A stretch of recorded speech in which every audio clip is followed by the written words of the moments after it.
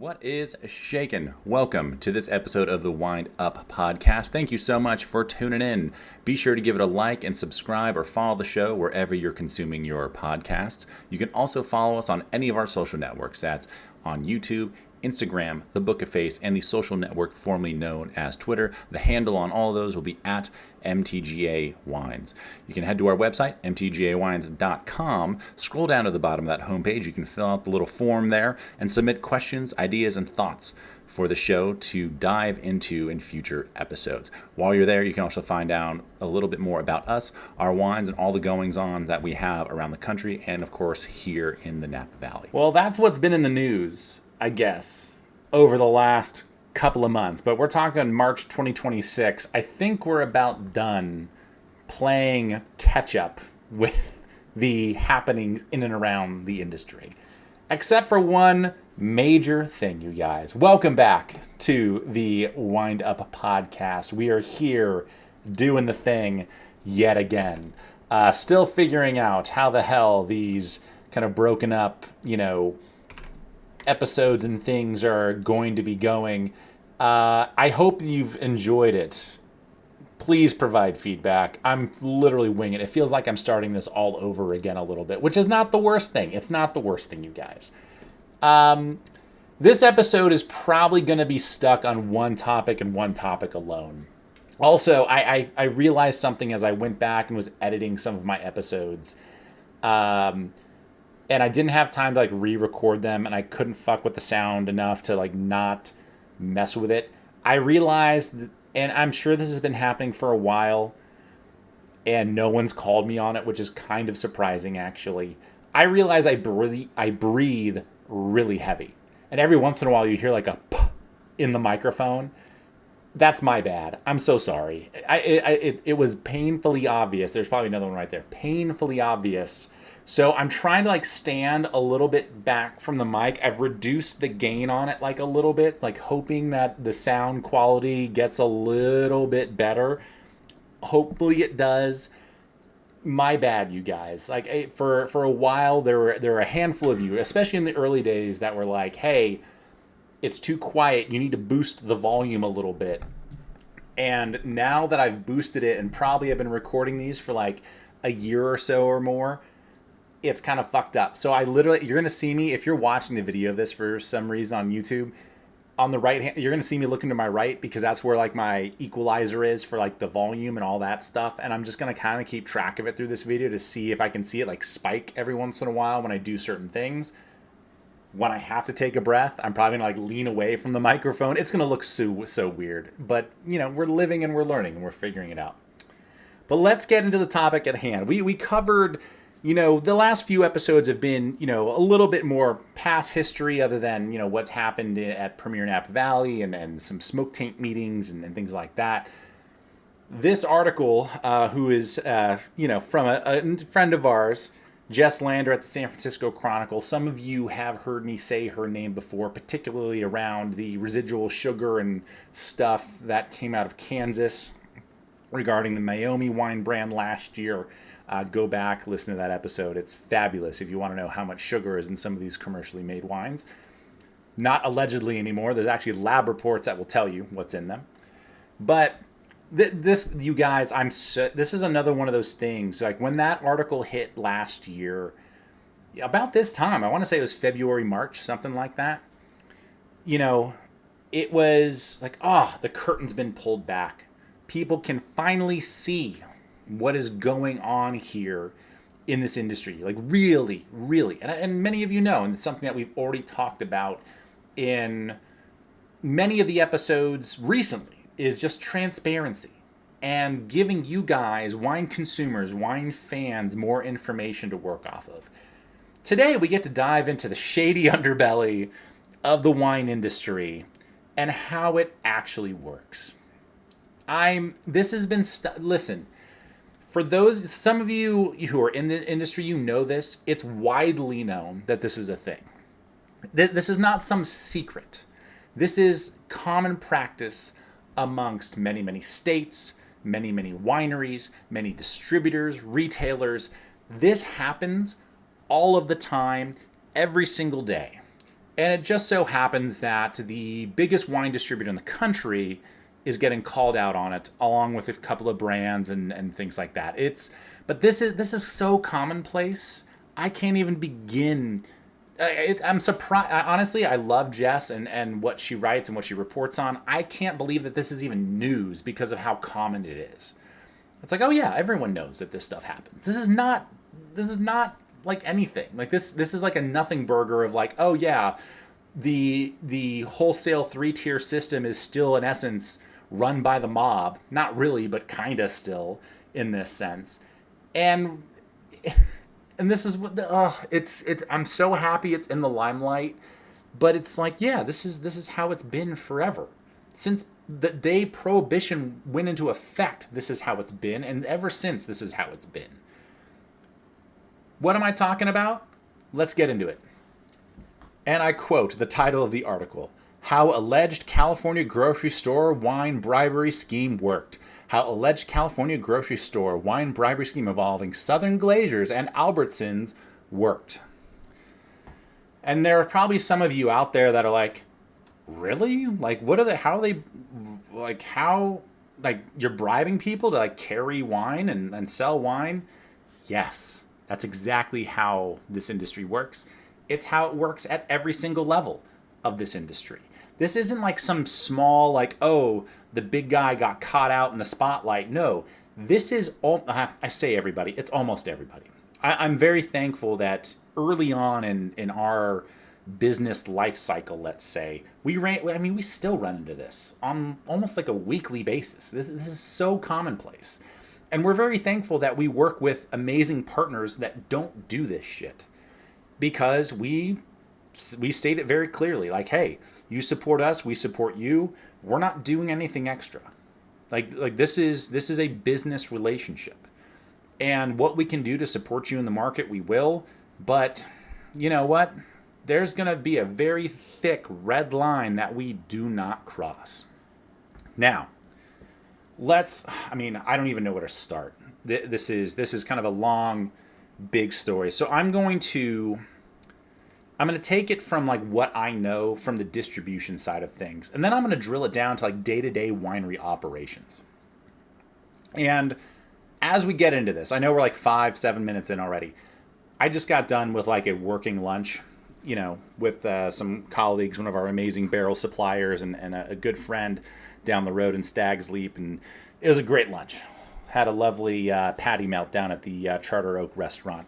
And a beer and a bottle of wine. So, we're feisty and we're ready to go to record this episode. This is if we're going to record this, I figured I need to be kind of lubed up and ready to rock and roll because I'm going to let it fly. Like, we are going to get after it here. I have transitioned to sparkling water because it is, in fact, 3 o'clock in the afternoon. So there's that. All right. So many of you know this in maybe your respective industries, right? In that if you have like a big account, there's probably things you do to go out of your way to make sure they're happy, right? We do this with our clients. We do this with our club members. We do this with people all over the country, our distribution partners, all kinds of stuff. And we try to make sure that we're present, that we're available, that the wines they want or that they need are available. If they're not, how can we fill the gap? But that's really where it ends for us. For many, and maybe not many, but for quite a few, sometimes that's not good enough. Sometimes you need to grease the wheels even more. And it's very simple. It's a very, very simple pay-to-play mentality. That if you want your wine to be in certain places, that if you want your wine to be on certain shelves, if you want a certain volume of your wine to be purchased by said distributor or whatever, you as a supplier have to grease those wheels. Maybe some cases fall off the truck and there's abundant samples readily available. Maybe there's a designer bag or a trip to Napa or Hawaii or whatever that just appears as a thank you for doing business with us. it doesn't matter what the perk is, it happens. And we've known this forever, that there are certain people on the winery, distributor, retail, restaurant, even driving tour company side of things here in Napa that will say, hey, if we're going to do business with you, you have to kick us back XYZ. It's a certain commission, it's a certain perk, it's a certain consumer good, it's something to grease the wheels. And, I'm not going to sit here and focus on Southern Glazers or Albertsons because this is not unique to them. It's just not. And again, very thankful that we don't deal with this because we have standards. There's my shot for the day. But this is something that we get approached about on a regular basis on the supplier side. And when I say supplier side, the winery side of things. Where if someone's going to buy our wine, we have to do, it is told to us implicitly that if we're going to do business with someone, we have to do X, Y, Z. Now, is it as blatant as, hey, by the way, we would love to make our way out to Napa. What do you think you could do for us? No. But there's certainly some implications. And especially from a business side of things. And again, when people support us, we're happy to, what's a business dinner? Or like today, what we went out and did. I had a business lunch with one of our barrel suppliers. Like, there are standard, normal things of wining and dining people. For many of you who are clients of ours listening to this, I mean, that when I show up in your state, at your place, I bring a bunch of wine and we enjoy it.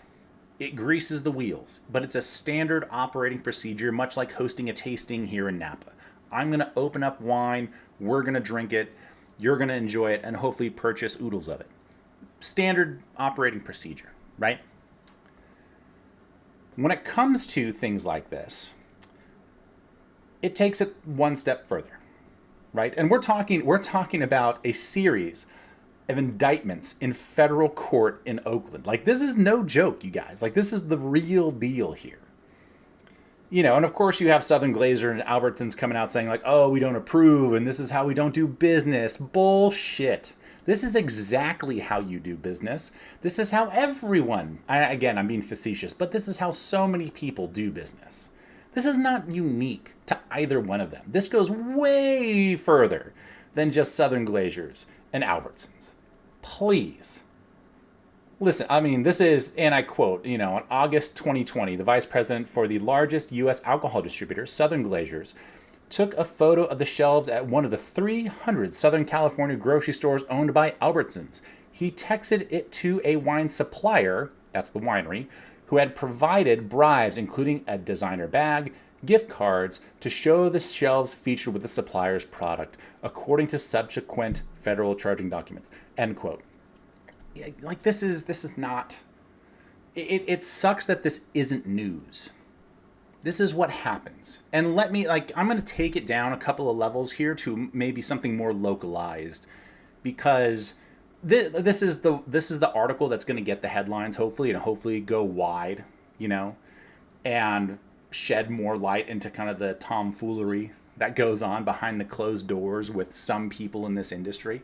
But let me give you, a smaller kind of microcosm of what we deal with even locally here in Napa. Let's start with this. There's a particular restaurant that's down on the waterfront in Napa. And we had some friends that actually worked there for a little bit, worked behind the bar, and we said, hey, you guys, you love our wines. Obviously, you're opening this restaurant. You have your wine list kind of set already. Let us know when we can come in and do a tasting. And if you guys want, we would love for you to carry the wine, because we love you guys. You like our stuff. Let's keep this relationship going, because they had worked at other restaurants that we had, sold wine to in the past. So we go, we present the wines. And they already know them. It's kind of more of just the ceremony of like, hey, let's go talk some shop and pricing, just the normal like businessy stuff. And what we had come to find out about this particular restaurant down in Napa was that a certain distributor had bought the list. What does that mean? Is that in order for menus to be printed, for a certain amount of supply to be provided, the nice, very leather-bound kind of books that things were going in, and this distributor would style out this restaurant and their collateral and all this stuff as long as they bought a certain amount of wine from them. And there's an agreement that for an X amount of time, they had to utilize these wines in order to kind of make it worth their time and to supply all of this stuff. So as a result, their hands were tied. They can't buy our wine. They won't buy our wine because someone else had already, and I quote, bought the list. They had ruled out all competition by saying, hey, we're going to provide you exactly what you need as a restaurant. It's an expensive business. You don't need to be printing these. You don't need to be buying these nice menu folders. Let us take care of that for you. But in return, only our wines are going to be on there by the glass. And that was the way it went for years. That's just like one small thing. And this is like a few years ago. Like this is something that happens regularly all over the country. Like this isn't just a Napa thing. It's not an Albertsons thing or a Southern Glazers thing. This is a industry-wide thing. This happens all over the time, all over the place, all the time. Let's take it even one step further, shall we? Many of you know who listen to this. God, I'm fired up. I'm so excited this article came out. Thank you, Jess, for writing this up. There was a tour company that I know of that wanted to bring us people. We had someone request to make an appointment, like many of you have. Whether it was somewhat blindly and you were going on a recommendation, like, hey, we got to go check out this crazy dude who makes Merlot in the hills. But we need a driver to get us there because we don't want to be traversing these windy roads. And this was for a different wine brand that I was working for, kind of representing at the time. Not going to get too far into it, but it is a very expensive bottle of wine. They brought us some guests, sold a bunch of wine to these folks that they brought out. Keep in mind that it was the guests, it was their request that they go to come and taste with us. We have a great time. They buy a boatload of wine, a lot of wine. The driver got word that they bought a bunch of wine. And he came up to me and said, hey, what do I get out of this? And I go, what do you mean? He goes, well, we brought you some people. They bought a lot of wine. What's the deal? And I go, nothing, my dude. I don't owe you shit. This wasn't even your idea. You wouldn't be here if it weren't for the client. Like, what do I owe you anything for? Fast forward even more. We've had drivers come up to us and say, oh, well, there are these wineries that because they work with us, they make sure that they give us free tastings. They don't charge us because we bring them good people regularly and we have a great relationship and, we can go a lot of places that will comp tastings for us and we would really like you to as well because we want to support you. We want to bring people your way. And I'm like, cool. So I have to give you free shit in order for you to support me? Or for this other guy, I got to give you some sort of a kickback because clients happen to buy a lot of wine from us? Listen, my guy, we don't play that game here. So I don't need your business. And unfortunately, this is something that happens, again, all of the time. And believe you me, all of us in the industry know that this is a prevalent thing. All of us know this is a thing.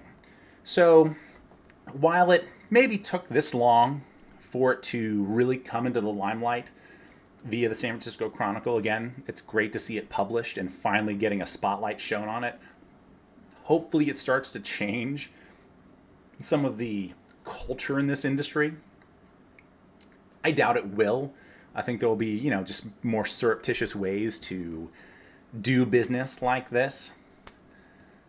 But this is what makes it difficult. I'll give you one more example. There's another winery that we know of, right in the middle of the valley, man. And based on, how much business certain drivers or people send their way, they'll give them nice watches. They'll buy them a trip somewhere. There's another one that we know of really well that would say, hey, if you send me X amount of business, I'll get you a reservation at French Laundry and you can go there with, somebody or a couple of friends. That shit happens all the time. All the time. And I look at that and say, and maybe this is why we're not nearly as successful as we possibly could be, is because we don't play those games, and there's certainly plenty that do and have done pretty well for themselves. But I have standards, I suppose. And there are many people that I'm very lucky to work with that have these standards. And we all know who these people are. In fact, we interact with them on a regular basis. And when we get together in our little cohort, we sit around and we laugh about this shit. It's like, could you imagine having to pay people to bring you people?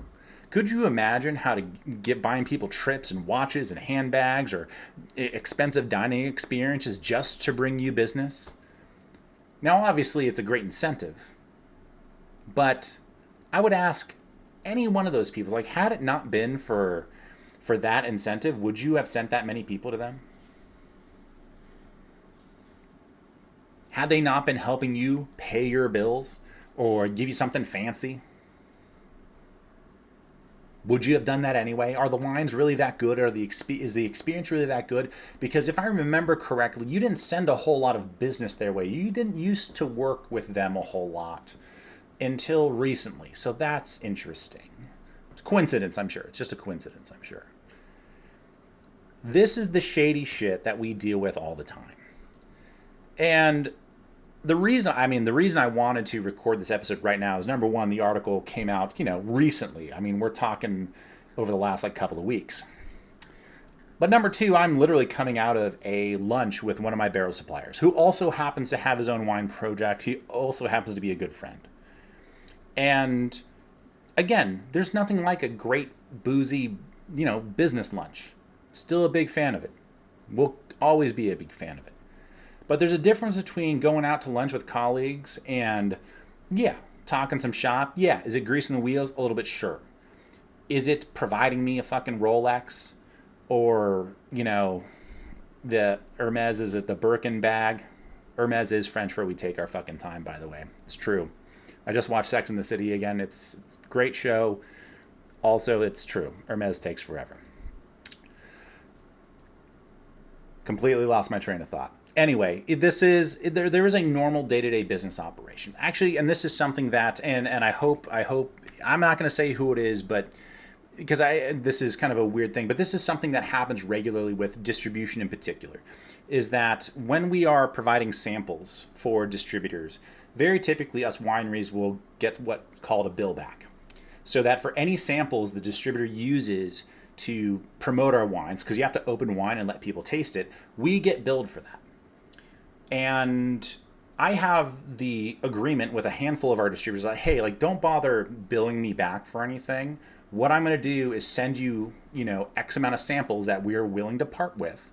That way you have bottles that you can use for samples. We're going to write it off as inventory. I know you need to take the wine out into the market. I know you need to sacrifice inventory to get the wine in front of people. I'm going to give you that product. That way you don't have to worry about this bill, but you don't have to charge me for things. I don't have to write you a check. You don't have to keep track of it. But here's your allotment. And if you need more than that, let's have a conversation about it and what it's going for and what you need it for. But I'm going to give you kind of a standard hey, here's the wine we have. Please use this. If you need more, let us know and we'll have a good conversation about it. That's what's important. But, is a half a case or a case here or there a trip to fucking Hawaii? No, it's not. It's the cost of doing business, right?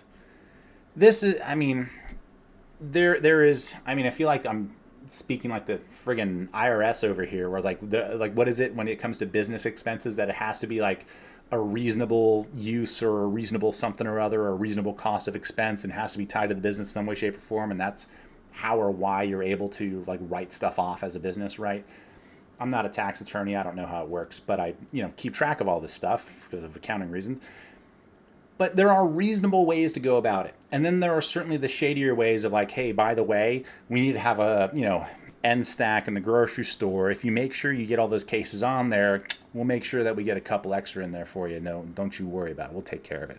And the other thing is that if you read this article, and don't you worry, as always, there's a link to the article in the description of the video here.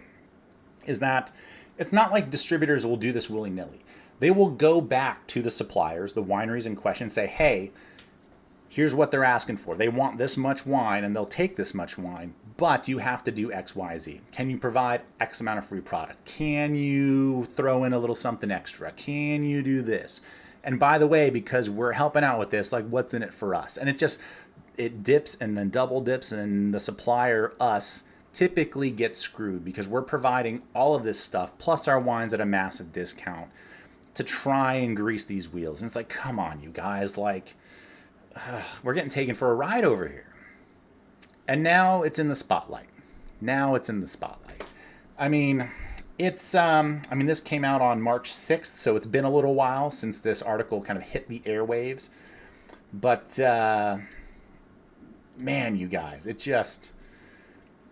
it grinds my gears that this is kind of the way it is. I'm very thankful for the era of this industry, as rocky and as tumultuous as it is right now. I'm very thankful that this is the era that I'm living through in wine, because there's a lot of shady shit that's getting thrust into the spotlight right now. And frankly, it's going to clean house. You know, I think I just heard recently, and this is not necessarily, this isn't related. I think RNDC, the other big distributors, pulling out of another X amount of states right now. You have all this, you have markets just imploding. You have brands imploding. You have, scandals happening. Like, it is a crazy time to be in this industry. And man, I'm here for it. Now, that might seem a little braggadocious and insensitive or whatever. But at a certain point in any industry, this is going to happen with all this AI nonsense that's going on. There are so many companies, and it's so inflated, and things are going so crazy. There's going to be a bubble that pops.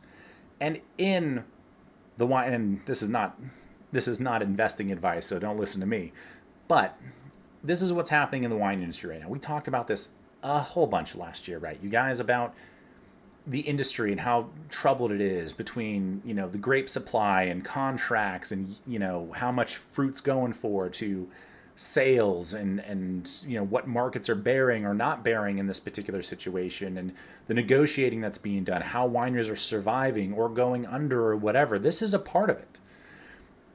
And there have been a lot of brands that are great wines that have been passed up because of shit like this. Friends of mine that have not had the opportunities that they probably deserve. And I don't really believe anyone deserves anything. I think you got to earn it. I'm one of those people. I hate the word deserve, because you can try as you may. You might feel as though you deserve it. I don't know. I'm not going to sit here and preach too much, because that's going to go down a whole nother rabbit hole. So let's avoid that. We'll table that for another conversation.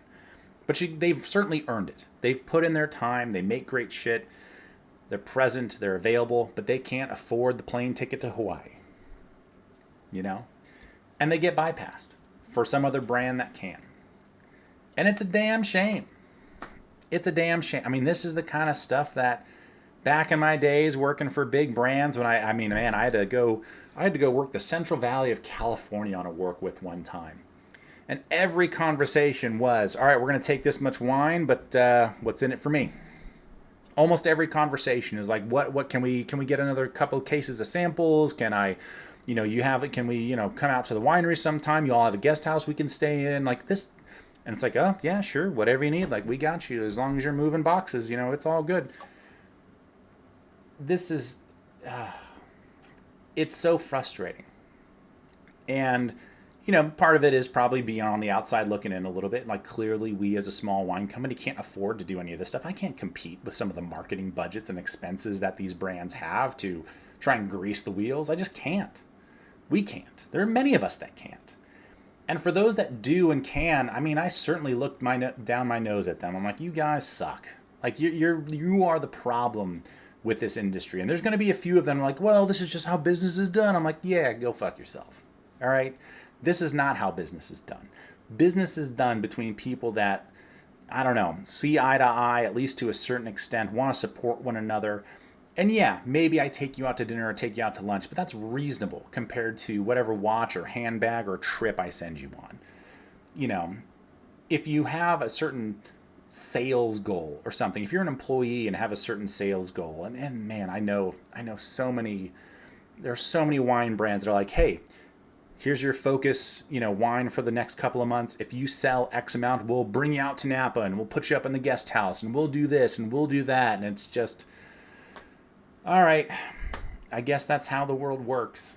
And forever, I think there are many of us that are like, this is just how it is. This is the cost of being in this industry sometimes, is that you got to be able to grease the wheels. And if you can't, wine sales are just going to be a little bit slower. Is this article going to actually change anything? Like, are there going to be repercussions outside of the legalities of this? Maybe, maybe not. I will be a little bit of the pessimist and say, you know what, I'm pretty sure that people are just going to get a little bit more savvy with how they do stuff like this. It's not going to be quite as blatant, let's say. But the brands that need to move boxes will continue to move boxes and do whatever they can. I mean, what is it? It's kind of the, pessimist's way of looking at professional sports, is that, if you're not cheating, you're not trying hard enough, right? You could be the Houston Astros banging on a trash can. And let's believe me, as I wear my San Francisco Giants hat right now, the Astros weren't the only ones doing that. Someone had to take the fall, and they certainly did. But every Major League Baseball team, and probably every Major League team in general, probably does something a little bit shady to have an edge. Because everyone is so good. And you need that, half a tenth of a second to try and bypass your opponent. And you'll do whatever it is. I think it was like we're going to wrap it up here in a second, but man, I think it was like one of the McLaren team in F1, and I know nothing about F1, but I maybe it wasn't them, but it was one of the teams. I don't know which one it was, so ignore the McLaren thing. But it's like the spoilers like flexed a certain way, and there's supposed to be a certain amount of give, but they can't go up or down, right? This specifically, it's like a vertical thing, and they're like, well, we designed a spoiler that twists, and that's a different motion and not against the rules, so we got you. So there is a level of innovation that challenges the norm, which I think is a good thing. Like, that creates amazing competition. Find where the line is. Can we bend it? Do we need to break it? Is breaking it okay with us? Or are we going to be unscrupulous about it? Unscrupulous? Did I say that right? I might have said that wrong. Or are we going to stay within the boundaries of the game? And that's a decision that everyone has to make. And unfortunately, clearly, there's a lot of people that have decided to be shady about it. It's a regular occurrence. Many of us in the industry have kind of, given this the well, this is just how it is. We kind of shrug our shoulders and go, well, what are you going to do? Maybe this changes something. We still got to see how this residual sugar thing shakes out after that whole Mayomi article, again, actually from the same writer. Good job, Jess, last year. We'll see. We'll see how it continues to shift. I'm excited. This is the stuff that gets me fired up. This is the kind of stuff that makes me optimistic for the future of the industry, because, man, it's forcing things out into the limelight that obviously people thought would never happen. And we can start going about our merry way, continuing to do what we do it really well. And if we have the support of folks like you who are like, hey, we're in because the juice is good and we love these people, that's what matters to us. It is so important that we work with people that, appreciate what we do, not what we can do for them. That is number one in our book, and that's the way we operate. And then hopefully many others will start to operate, if they haven't been, with this article bringing some of this stuff to light. It's going to be very interesting to see how this ripples through the rest of the wine industry. Thank you so much for tuning in to this episode of the Wind Up Podcast. I'll be back next time to continue the conversation. Until then, be sure to like and subscribe to the show. Follow us on our social networks. That's YouTube, Instagram, The Book of Face, and the social network formerly known as Twitter. The handle for all those is at MTGA Wines. Submit topics for the show on our website. That's mtgawines.com. Just scroll down to the bottom of that homepage and you'll see the form to fill out and submit questions our way. Until next time, have a great day, week, weekend, month, whatever the case may be, and we'll see you next time here on the Wind Up Podcast. Cheers.